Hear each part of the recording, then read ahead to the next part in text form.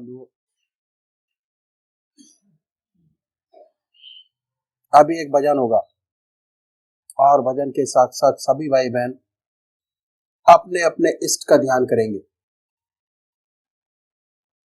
ध्यान कैसे करें, बहुत शॉर्ट में ध्यान करने का तरीका मैं आपके सामने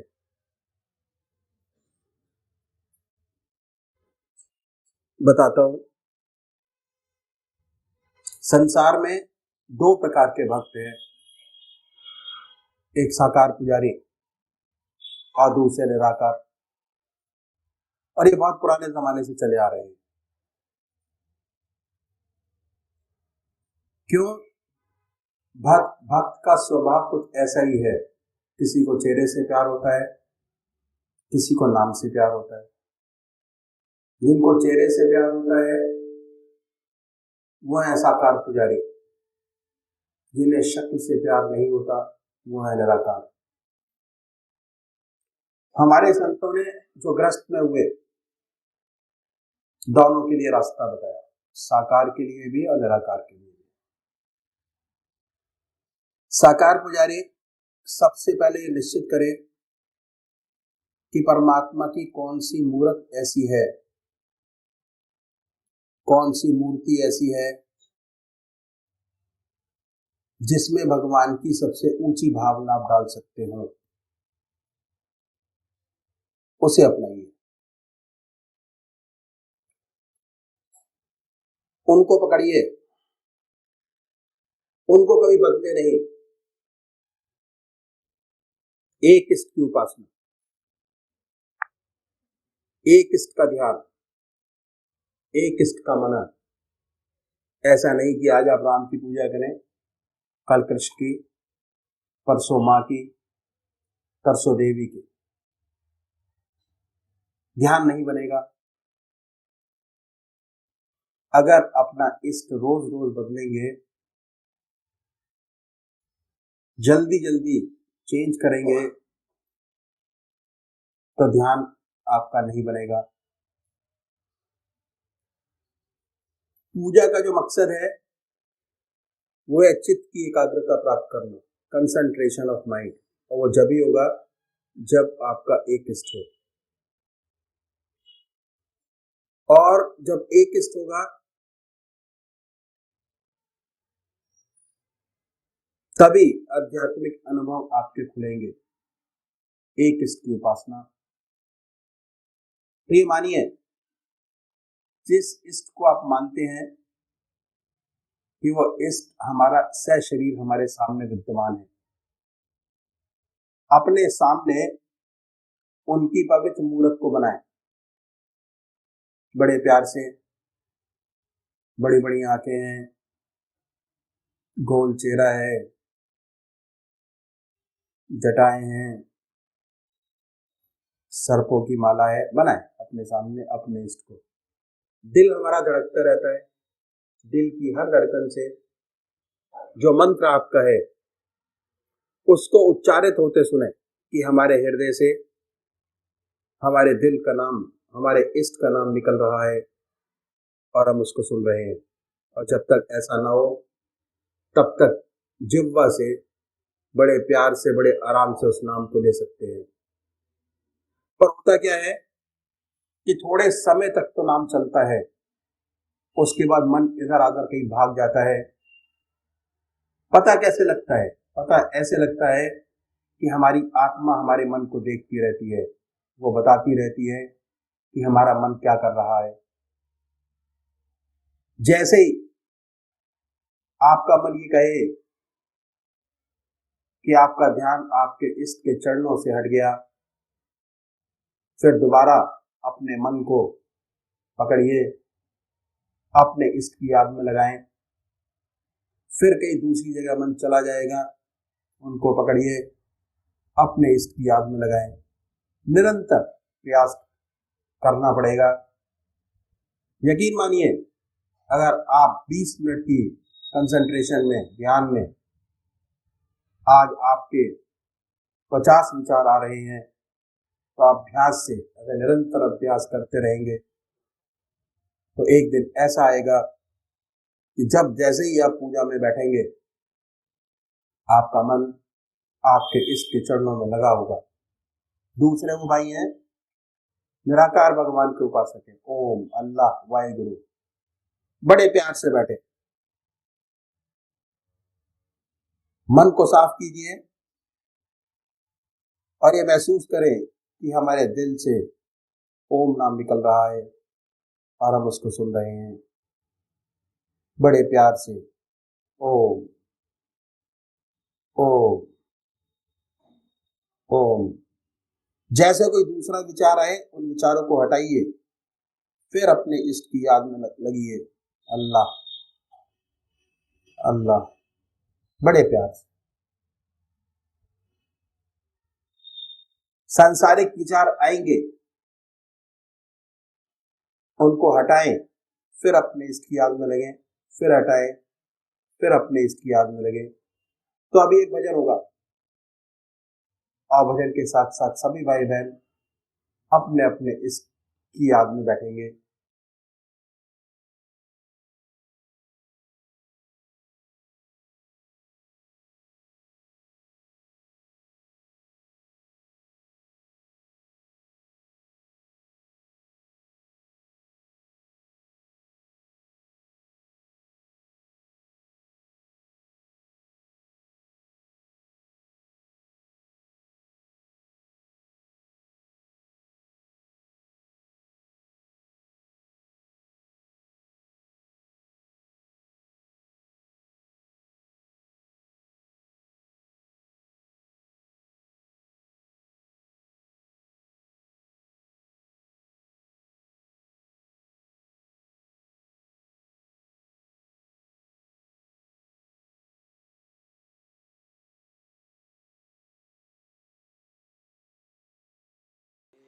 तस्वीर को सीने लगा रखा है, हमने दुनिया से अलग नाव बसा रखा है, तेरी तस्वीर को सीने से लगा रखा है, तेरी तस्वीर को सीने से लगा रखा है।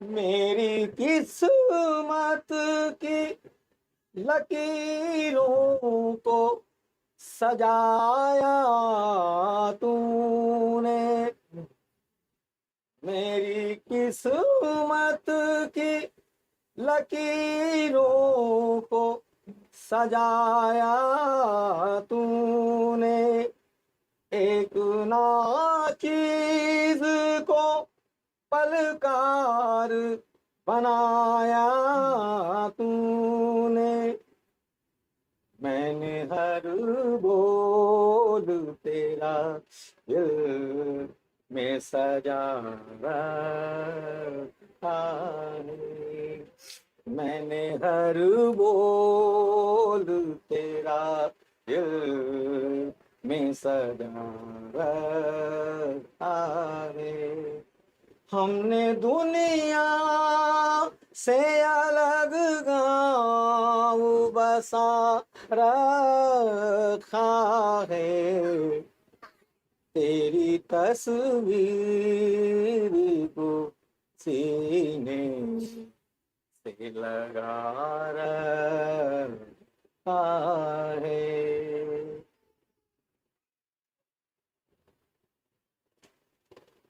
मैंने गीतों से छवि तेरी बनाई बरसों,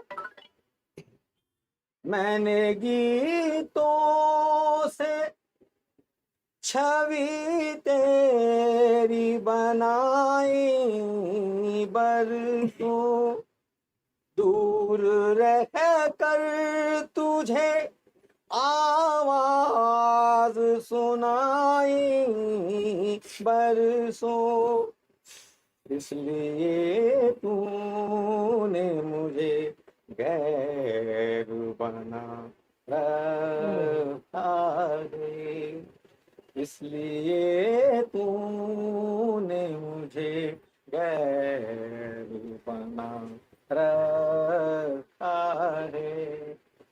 हमने दुनिया से अलग वो बना रखा है, तेरी तस्वीर को सीने से लगा रखा है, तेरी तस्वीर को सीने से लगा रखा है। तुझको दिन रात ख्यालों में ही पूजा मैंने, तुझको दिन रात ख्यालों में ही पूजा मैंने, तेरे पैरों के निशान पर किया सजदा मैंने, तेरे पैरों के निशान पर किया सजदा मैंने, बंदगी में तेरी सर अब ही झुका रखा है, बंदगी में तेरी सर अब भी झुका रखा है। हमने दुनिया से अलग गाँव बसा रखा है, तेरी तस्वीर को सीने से लगा रखा है, तेरी तस्वीर को सीने से लगा रखा है।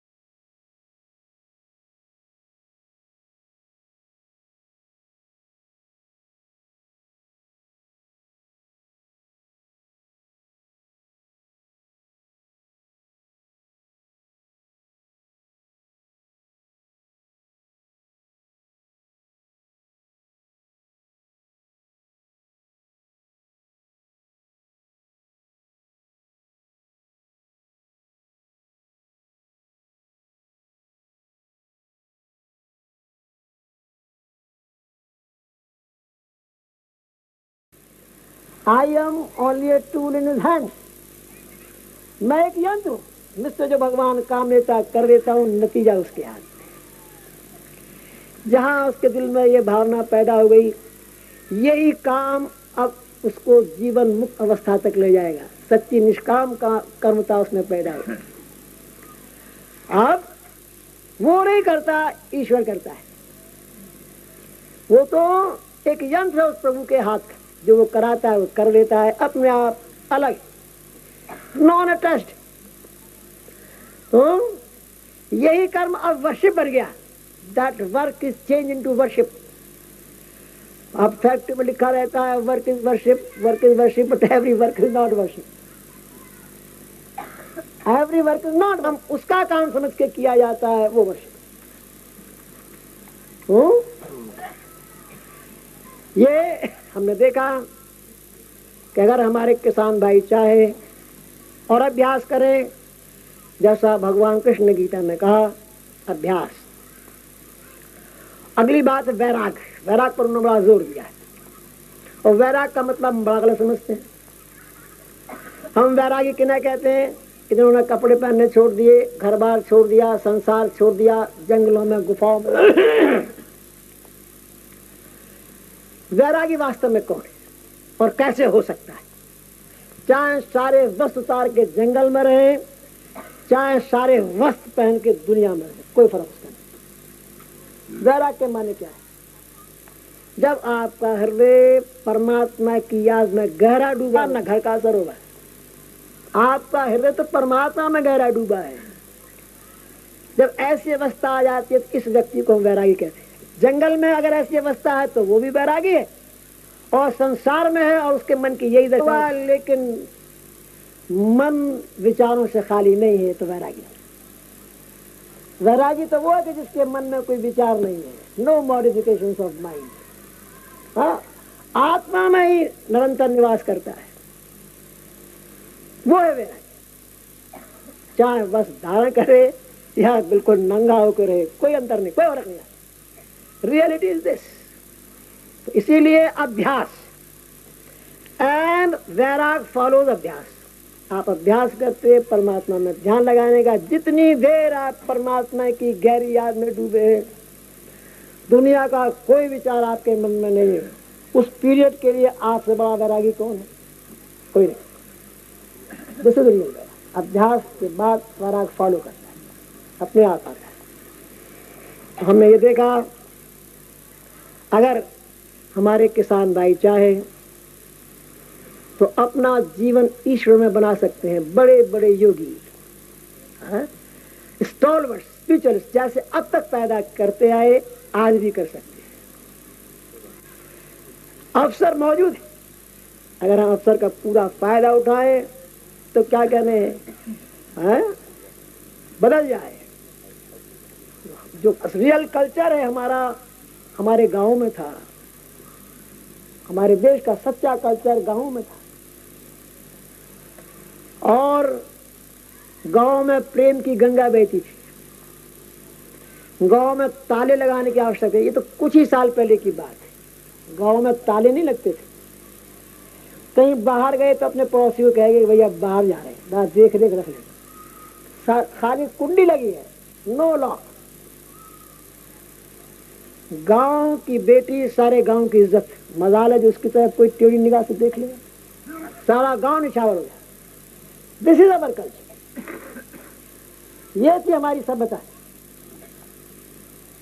और अगर हम आज प्रगतिशील हों तो ये सभ्यता फिर वापस आ सकती है, वही सुख और शांति और आनंद की गंगा बह सकती है।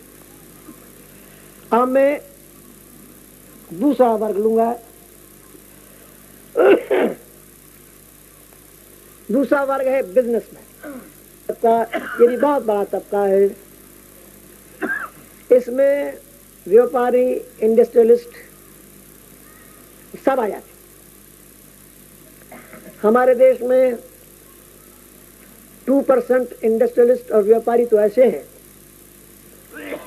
कि जिनके ऊपर पैसा ऐसा बरसता है, लक्ष्मी की ऐसी बारिश होती है कि उन्हें गिनने के लिए समय नहीं। ऐसे ही बोरियों में भर भर के फेंक देते। और उन्हें यह भी पता नहीं कि इसको कैसे खर्च करें। 2%। लेकिन उनके पास समय का बड़ा अभाव है, समय नहीं। सुबह से लेके शाम तक एक्सट्रीमली बिजी, रात को भी 10-10 टेलीफोन लग रहे हैं, कहीं कलकत्ता का आया, मुंबई का आया, रात भर टेलीफोन आते रहते, रात को भी चैन नहीं पड़ता। और तरह तरह की जिम्मेदारियां, परेशानियां, income tax, sales tax, rate और क्या नहीं, दुनिया भर की मुसीबतें सुबह से शाम तक आती रहती। बहुत बिजी है, समय नहीं है, एक मिनट भी नहीं है जो भगवान की याद कर सके। परेशान, उनकी रियल लाइफ पूछे तो बताते हैं कि रात भर टेलीफोन बजते रहते हैं। तो अब ये क्या करें भाई? मैं तो ये कहूंगा कि यह भागे या कर्जदार है। पहले जन्म में बड़े मोटे मोटे कर्जे लिए थे, अब मोटे मोटे कर्जे उतार रहे हैं, और जिनके कर्जे लिए थे वो संतान होकर इनकी पैदा हुए हैं, वो वसूल कर रहे हैं। They enjoy the life. किसी के बाद 3 मोटर कार, तो अशोका होटल, ताज होटल, ये और वो, और ये बेचारा तो सुबह से शाम तक अपनी रेस्पॉन्सिबिलिटीज और परेशानियों में परेशान रह गए। खिचड़ी तक हजम नहीं हो पाती, दवाओं से गाड़ी चलती रहती। कर्जा है, उतारना है, इनके लिए क्या किया जाए?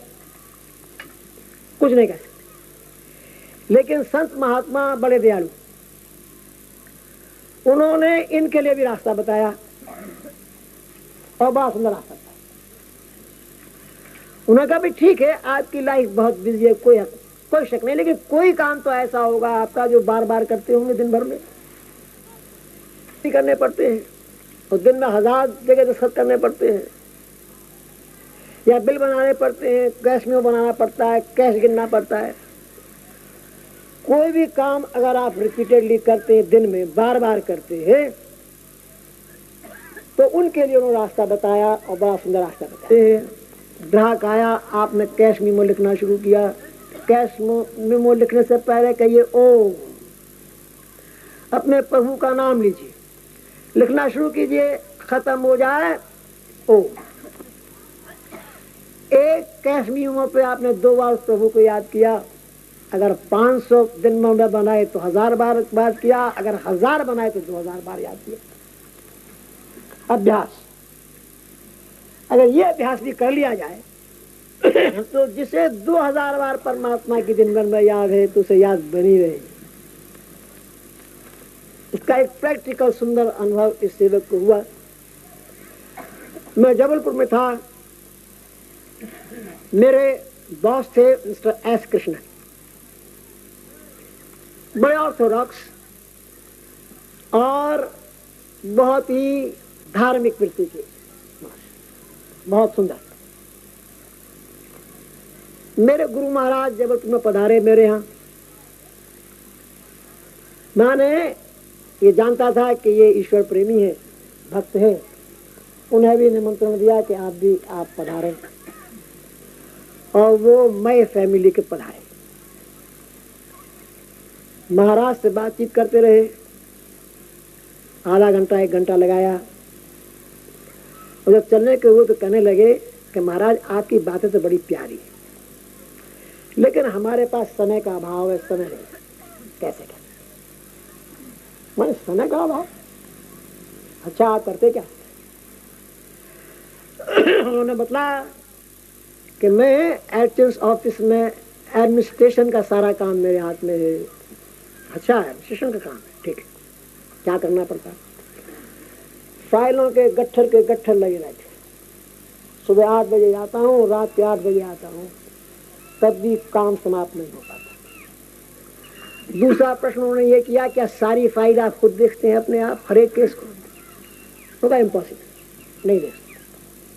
फिर क्या करते हैं कि मैं 10% निकाल लेता हूँ एट रैंडम, इधर उधर, पुनः देखता हूँ कि कैसे डील में, अगर देखता हूँ कि वो ठीक है तो मैं अंदाजा लगा लेता हूँ कि मेरा दफ्तर ठीक काम कर रहा है, और फिर मैं आंख मीच के दस्तखत लगा लेता हूँ। सिर्फ ये देखता हूँ अकाउंट्स ऑफिसर के दस्तखत मौजूद है, एडिटर के दस्तखत मौजूद है, मैं भी साइन करता हूँ। उसके बाद पहले फाइल्स पर ऑर्डर्स होते हैं, उसके बाद उसकी 10-10, 12-12, 15-15 कॉपियाँ बनती हैं, हर एक पे दस्तखत करने पड़ते हैं। तो आपको तो बड़े दस्तखत करने पड़ते हैं, जी हाँ साहब, हजारों दस्तखत करने पड़ते हैं। आपके तो बड़ा आसान है, आपके तो बहुत ईजी है, आपके पास तो समय है। तो ये चौक है कि मैं तो ये कह रहा हूँ सुबह 8 बजे से लेकर और रात के 8 बजे तक चैन नहीं मिलता, और ये करे आके तो बड़ा ईजी है, बड़ा आसान है। बड़े अमेजमेंट में उनकी तरफ देखने उनके क्या सोच क्या रहे हैं। अरे भाई, जब आप एस कृष्णन लिखते हैं फाइल पे, दस्तखत मत एस कृष्णन, तो ये ओम एस कृष्णन, ओम एस कृष्णन, ओम एस कृष्णन, धारण मारा जाइए, दस्तखत ओम करते जाइए तो सत्य मारे चले जाइए। कहा ये तो हो सकता है, यही करिए। और वो इतने सिंसियर थे, उन्होंने ये काम करना शुरू कर दिया है, बराबर करते, और अभ्यास हो। 7-8 मेरा ट्रांसफर दिल्ली हो गया, मैं दिल्ली आ गया बहुत पहले, और 7-8 साल के बाद उनका ट्रांसफर दिल्ली हुआ, वो भी दिल्ली आए। और पहले वो मेरे सेवक से मिले आकर के, बहुत प्यार से मिले, और पहला काम उन्होंने यही किया कि यशपाल तुम्हें याद है महाराज आए थे तुम्हारे यहाँ, मैं गया, हाथ याद, क्या कहा था, ओम एस कृष्णन, बहुत हंसे थे, yes you are perfectly alright, but you will never believe me कि आज तक मैंने कोई दस्तखत बगैर उनके नहीं किया। मैंने कहा wonderful soul, you are won the game.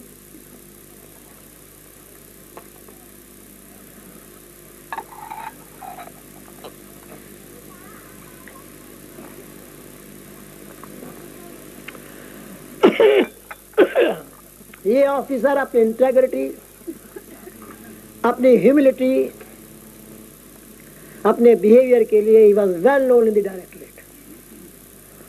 और 10-12 साल यहाँ सर्विस करने के बाद ये हरिद्वार गए स्नान करने के लिए, हर की